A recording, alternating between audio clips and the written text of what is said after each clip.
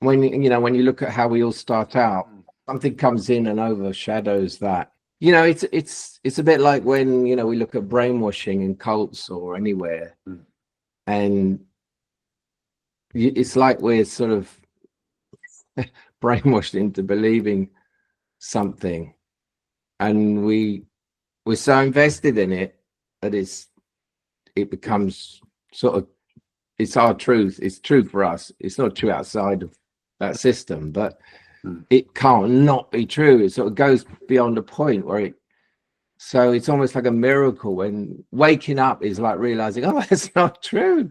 And it's like waking up from being brainwashed all your life. Yeah, and it's difficult because everybody is aligning with it. And, it's, if you think of, it's like 1984, enough people start living according to this regime and you don't. It's like you appear like the mad one, but it's hard because the current against you is so strong that it takes enormous resilience and willingness. And I think that's why sometimes this happens when people are in a crisis, because only in a crisis is the personality kind of not in control enough for the crack to open and you to see it.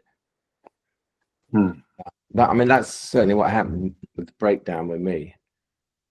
I guess it's what the mind could easily believe that, oh yeah, once you see through it, once you've seen through the lot, the whole thing falls apart, and therefore it doesn't manifest anymore. I think that is part of the almost like an absolutist kind of way of thinking, where it's all finished with, it doesn't exist, blah blah blah, and it doesn't take into account the relative. And I was going to say karma, but it's such a loaded word, so I can't say that.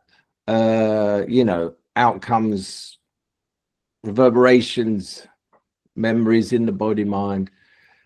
This is such a balanced, wide view, all-encompassing view of it, how it is. It's not closed down. It doesn't in any way reject the relative. And I feel like if ever that happens, you're rejecting the relative. This whole thing goes off into a kind of weird absolutist, and it becomes untrue. Yeah, you can see through the relative, if that's the right way of putting it. You can know that it's the absolute in the relative form, but that doesn't mean you don't acknowledge it. The playing out of it, and more than that, the playing out of it is it.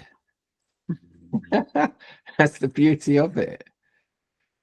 Yeah, the beautiful illusion. I'm considering calling the next book that, because it's amazing, and it encompasses that the illusion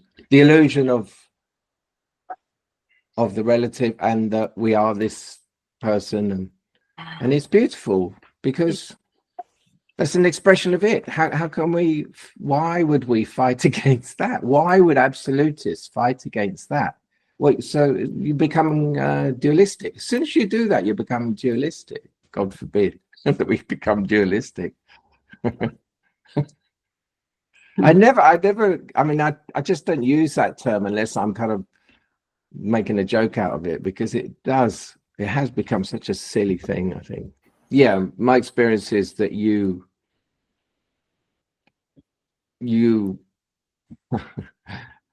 words, you do the work, you know what I mean by that.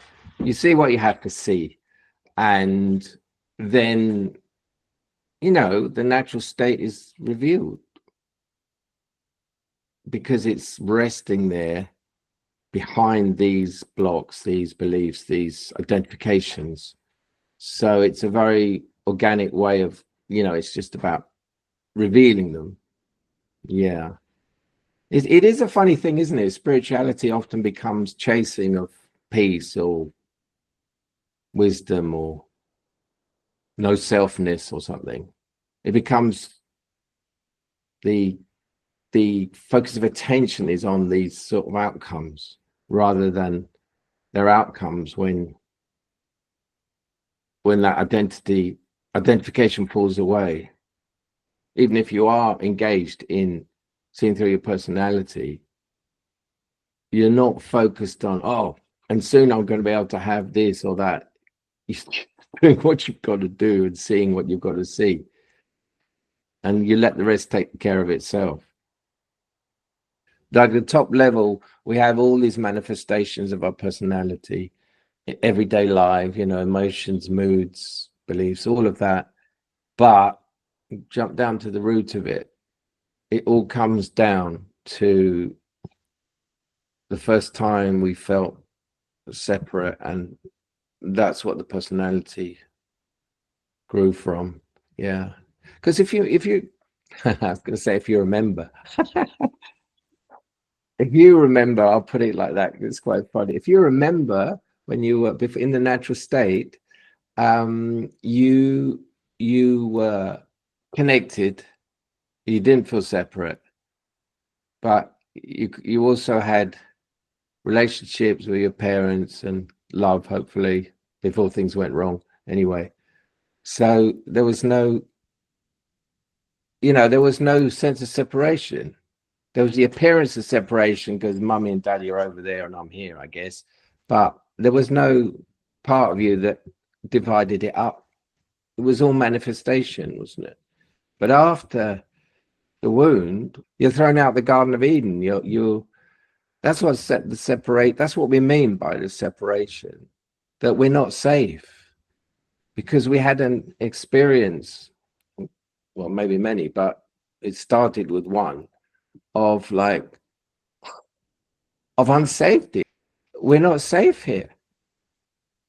And before that, we didn't even know what unsafety was.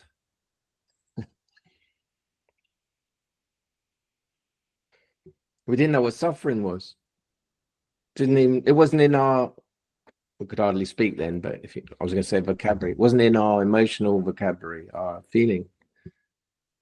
So it's such a shock to the system. And that's the imprint of the wound. And then on top of that, layer upon layer of how, the ramifications, the outcomes of it, building this thing. And then 30, 40, 50 years later or whatever, you start to see through this thing that you were so aligned with.